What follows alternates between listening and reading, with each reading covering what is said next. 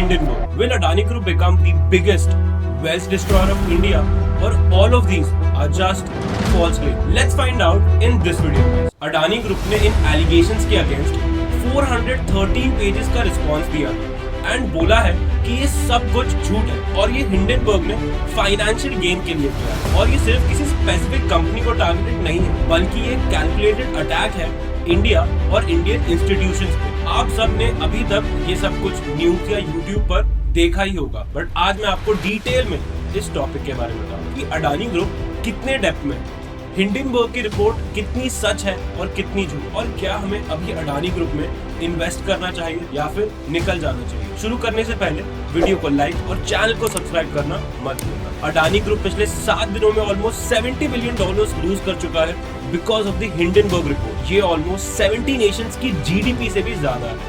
आज की डेट में स्टॉक मार्केट में अडानी ग्रुप की 7 लिस्टेड कंपनीज हैं एंड सभी स्टॉक्स ने पिछले 2 सालों में इन्वेस्टर्स को मल्टीफोल्ड रिटर्न बना के दी। इसी की वजह से काफी बड़े इंस्टीट्यूशंस और इन्वेस्टर्स अडानी ग्रुप की वैल्यूएशंस को अनजस्टिफाइड और अनसस्टेनेबल बोलते हैं। इन सब के बीच सबसे बड़ा सवाल आता है कि अडानी पर एक्चुअली कितना डेब्ट है एंड क्या वो अपने लोन्स टाइम पर पे कर पाएंगे या फिर नहीं। हिंडनबर्ग की रिपोर्ट के हिसाब से अडानी ग्रुप की सारी कंपनीज अनसस्टेनेबल डेब्ट्स में। अडानी ग्रुप की 7 लिस्टेड कंपनीज ने पिछले 3 सालों में 800% से भी ज्यादा रिटर्न दिया है और हिंडनबर्ग के हिसाब से ये सारे कंपनीज के स्टॉक की डिमांड को पंप किया गया है यूजिंग शेल कंपनीज। अडानी के फैमिली मेंबर्स ने मिलकर Mauritius, UAE and Caribbean islands जैसे टैक्स हेवन्स में ऑफशोर एंटिटीज क्रिएट की है, जिससे वो इंपोर्ट एक्सपोर्ट के डॉक्यूमेंट्स शो करके फेक टर्नओवर शो कर रहे हैं। एंड इन सब में Ketan Parekh the stock manipulator के इन्वॉल्वमेंट के बारे में भी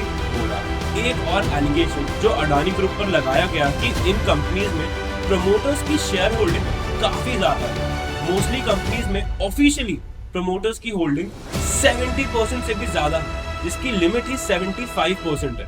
और ध्यान देने वाली बात यह है कि हिंडनबर्ग के हिसाब से अडानी ने अनऑफिशियली इससे भी ज्यादा शेयर्स एक्वायर किए हुए हैं। सो कमिंग टू द डेब्ट, अडानी ग्रुप हैज अ डेब्ट of more than 2.2 lakh crore, जो कि काफी ज्यादा है। अगर उनके किसी बिजनेस में कोई भी प्रॉब्लम आई तो सारी कंपनीज एक डेब्ट ट्रैप में फंस जाएंगी और ताश के पत्तों की तरह बह जाएंगी, जो इंडियन इकोनॉमी को बहुत ज्यादा डैमेज कर सकता है। एंड अब ये इन 2 इंस्टीट्यूशंस के बीच में एक वॉर है। अब बात आती है हिंडनबर्ग की। कुछ दिनों पहले तक आपने प्रॉब्ली हिंडनबर्ग का नाम भी नहीं सुना होगा, बट अब हर न्यूज चैनल, यूट्यूब और इंस्टाग्राम पे इन्हीं की बात चल रही है। तो मैं आपको डिटेल में बताता हूँ कि हिंडनबर्ग एग्जैक्टली क्या करती है। Hindenburg was founded in 2017 and ये एक फोरेंसिक फाइनेंशियल रिसर्च फर्म है जो कंपनीज की इक्विटी, क्रेडिट एंड फाइनेंशियल्स को एनालाइज और रिपोर्ट करती है। कंपनी के फाउंडर के हिसाब से ये कंपनी मैन मेड डिजास्टर्स जैसे मैनिपुलेशन और अकाउंटिंग फ्रॉड को ढूंढती है।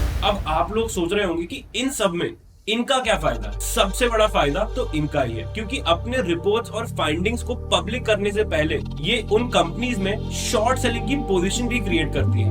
एंड अगर मैं आपको इनकी पास्ट रिपोर्ट्स के बारे में बताऊं तो आप शॉक हो जाएंगे। इन जून 2020 हिंडनबर्ग ने रिपोर्ट पब्लिक की थी अगेंस्ट जीनियस ब्रांड, जब वो $6.85 पर ट्रेड कर रही थी, बट अगले 2 महीने में शेयर 80% तक गिर गया। सिमिलरली हिंडनबर्ग ने चाइना मेटल रिसोर्सेज यूटिलाइजेशन को एक ज़ॉम्बी कंपनी बोला था और तब से वो 90% गिर चुकी है। ऐसे ही उन्होंने निकोला को भी रिपोर्ट किया था, जिसकी वजह से उनकी वैल्यूएशन $34 बिलियन से गिर के $1.3 बिलियन पे आ गई। अडानी के साथ भी अभी कुछ ऐसा ही हो रहा है। अभी तो कोई नहीं बता सकता कि ये रिपोर्ट सही है या नहीं। नॉट मी और anyone, only time will tell us. And finally आते हैं हमारे आखिरी सवाल पर कि क्या हमें अभी अडानी के शेयर्स बाय करने चाहिए और जो उनमें फंसे हुए हैं उन्हें होल्ड करना चाहिए या फिर लॉस के साथ एग्जिट। वेल, मेरे हिसाब से बजट की वजह से मार्केट और अडानी के स्टॉक्स में थोड़ा बाउंस आ सकता है, बट अभी के लिए मेरा सजेशन है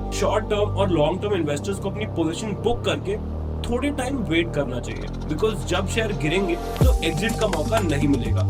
और बात रही ट्रेडर्स की, तो मुझे इस वोलेटिलिटी में काफी फायदा दिख रहा है। आपको इसमें आने वाले महीनों की एक्सपायरी में एक हेज्ड पोजीशंस क्रिएट करनी चाहिए, स्पेशली स्ट्रैडल्स और स्ट्रैंगल्स। आई होप कि आपको ये वीडियो अच्छा लगा and thank you so much for watching this video till the end. और अगर आप मुझे रोज लाइव ट्रेड करते देखना चाहते हैं तो जल्दी से जाके इस पेज को सब्सक्राइब करो गाइस, क्योंकि कल से मैं रोज यहाँ पे लाइव आने वाला हूँ।